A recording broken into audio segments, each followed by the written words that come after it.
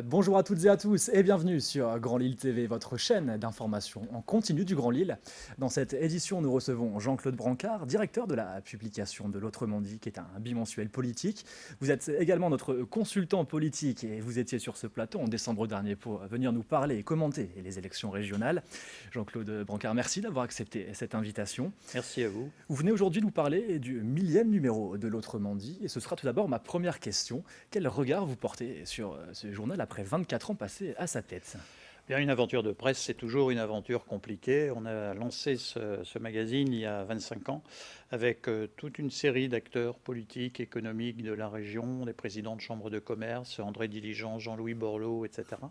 Et c'était à l'époque, l'objectif était d'essayer d'avoir un magazine qui puisse montrer vers quoi le Nord-Pas-de-Calais pouvait aller au cours de ces 25 prochaines années. D'abord, l'inscrire dans l'Europe. À cette époque-là, le nord de la France était très tourné vers la France, vers le sud, et regardait peu vers la Flandre, vers le Kent, vers la Wallonie, vers l'Allemagne. Et donc l'objectif, c'était celui-là. Le deuxième, c'était d'ouvrir les esprits, c'est-à-dire de dire notre avenir, aujourd'hui, nous devons le prendre en main. Désormais, le charbon, c'est fini, le textile, c'est pratiquement terminé, en voie de disparition, vers une autre industrie textile. La sidérurgie a été déplacée sur le littoral, de nouveaux métiers vont arriver. Et donc, il faut se tourner vers cet avenir, vers ce 21e siècle et arrêter de regarder vers ce qui a été notre grande réussite économique. Et c'était ça le défi.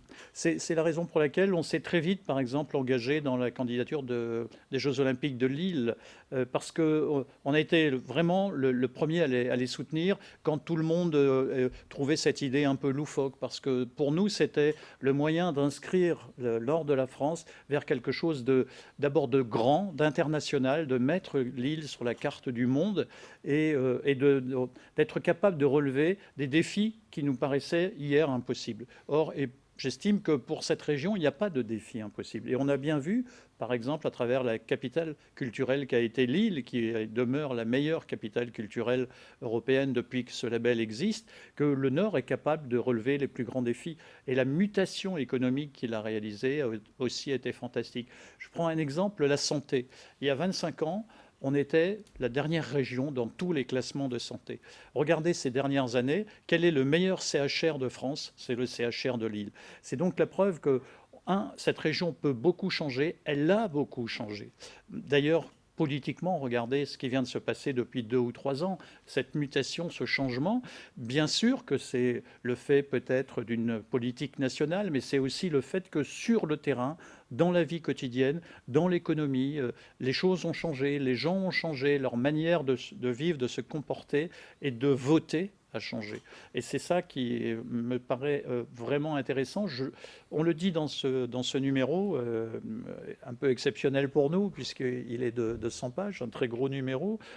On a demandé à Xavier Bertrand, d'ailleurs, un très long entretien pour nous dire vers quoi il veut faire aller cette région. Ce qu'on a essayé de regarder, c'est comment elle avait et combien elle avait changé, cette région. Et finalement, quand on s'arrête un petit peu et quand on mesure ces changements, le changement a été extraordinaire. Elle a sans doute plus changé en 20-25 ans qu'au cours du siècle précédent.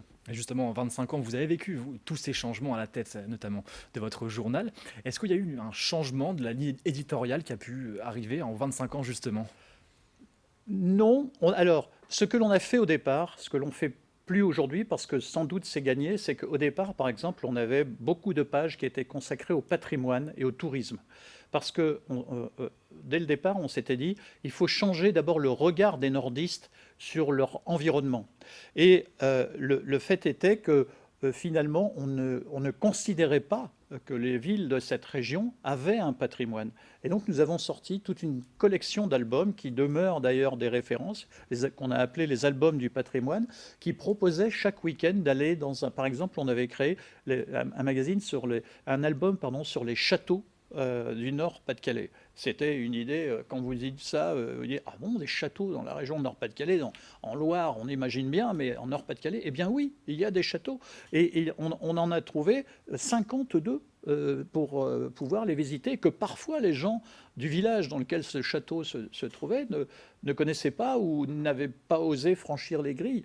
Donc c'était ça. Ça a changé. Je crois que l'image touristique, l'image patrimoniale, aujourd'hui le Nord-Pas-de-Calais se l'est approprié.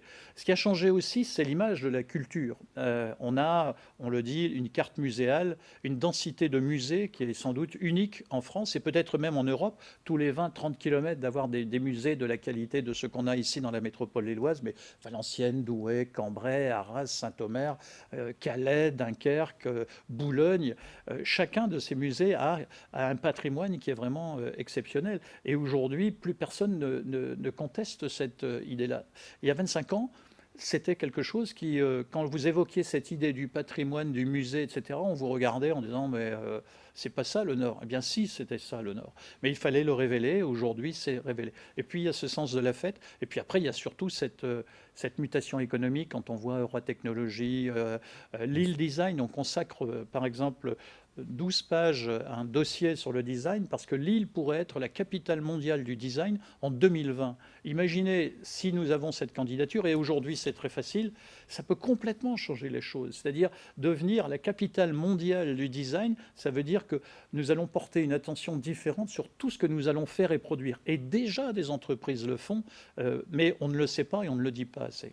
25 ans d'évolution au travers de votre bimensuel. Et depuis le 4 mai dernier, le 1000e numéro est désormais paru. À quoi il faut s'attendre avec ce numéro? Quelque chose de particulier au final ou une Alors, continuité? ce qu'on a essayé, c'est de rappeler un peu cette histoire que je viens de raconter très rapidement, mais surtout, on a essayé de se projeter vers demain. Demain, c'est une étape importante pour notre région, avec la nouvelle région des Hauts-de-France qui se crée, la fusion avec la Picardie. Et puis, c'est ce changement politique qui arrive aussi avec un nouveau président de conseil départemental, un nouveau président de conseil régional, une absence de la gauche dans cette institution régionale et un président qui a décidé de se consacrer véritablement à ce numéro, Xavier Bertrand. Et donc, on a décidé de lui donner vraiment de la place pour qu'il puisse aller au fond des choses. Et avec lui, on a eu un très long entretien que l'on restitue dans ce numéro et qui essaye où Xavier Bertrand, le nouveau président de cette région, explique ce vers quoi il veut emmener cette région pour la faire changer.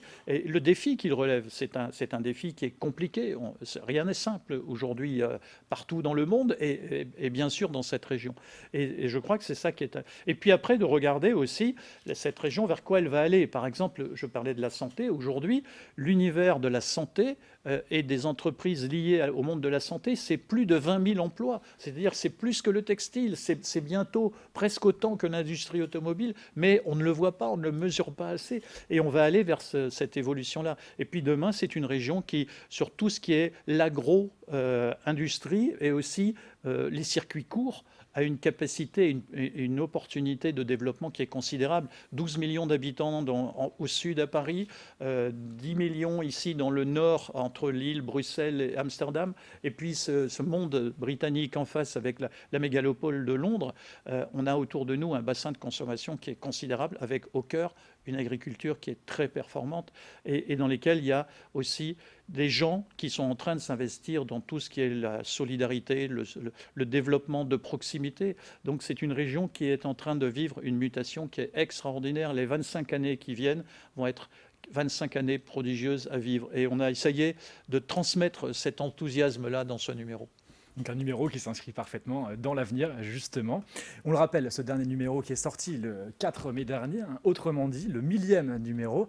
Jean-Claude Brancard, merci d'avoir été avec nous sur ce plateau. On rappelle que vous êtes le fondateur et directeur de publication de l'Autrement dit, un bimensuel spécialisé dans la politique et qui a été créé en 1992, année de ma naissance. C'est la fin de cette édition. Merci d'avoir été avec nous. Belle journée à toutes et à tous sur Grand Lille TV.